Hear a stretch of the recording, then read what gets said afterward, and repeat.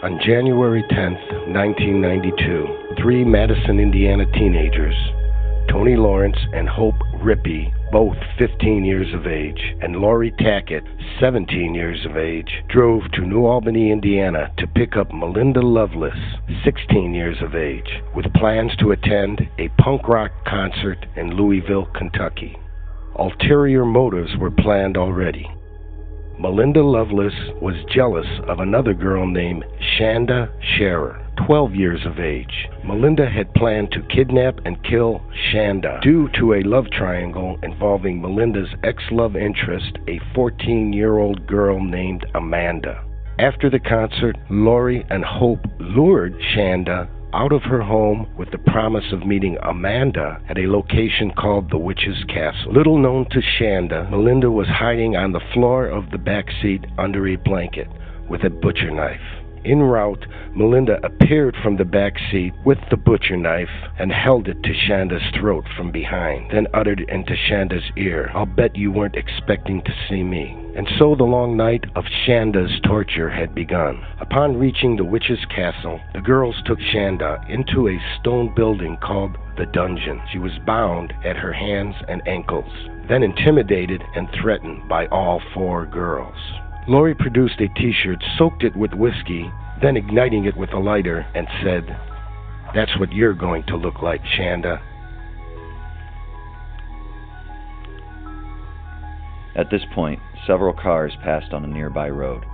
The girls then decided to move to a more isolated location, an old logging road near Lori's house just north of Madison. Tiny 12-year-old Shanda is then forced into spending a terrifying 50-mile car ride at knife point with her older and physically superior captors. When the girls reached their destination, Shanda begged Tony, "Please, please save me. Don't let Melinda hurt me." Ignoring Tony's request to take Shanda home, the other girls forced Shanda from the car and had her remove her clothes. Melinda then threw the clothes into the back seat and said, "I'm going to keep them as souvenirs." Hope and Tony returned to Lori's car, not wanting to participate any longer. Lori held Shanda's hands behind her back and then instigated the beating of Shanda by Melinda, which included Melinda repeatedly kneeing Shanda in the mouth. With the two girls feeding off of each other's rage, Melinda attempted to slit Shanda's throat with the knife, only to discover that the blade was dull and would not do the job. Lori and Melinda then strangled her with a rope until she passed out, dragging her limp body to the trunk of the car and threw her in. The girls then drove to Lori's house, where Lori began reading rune stones and tarot cards. When Lori's dog started barking, the girls heard Shanda's muffled screams from the trunk of the car. Lori then grabbed a kitchen knife, went to the car, and stabbed Shanda in the back of the head. She then returned inside and suggested that they drive around all night so Shanda could die slowly. Hope and Tony said they were tired and would rather stay behind. Lori and Melinda then drove around for hours, with Shanda naked and freezing in the trunk, drifting in and out of consciousness. Shanda would awaken in the trunk of the car, begging for help and at one point crying for her mommy. "Mommy."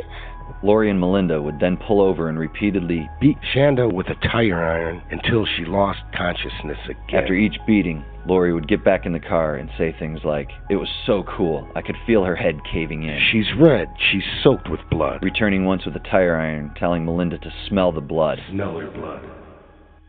As the sun rose, they returned to Lori's house, excited to show Tony and Hope their handiwork, bragging, "We must have hit her at least 60 times.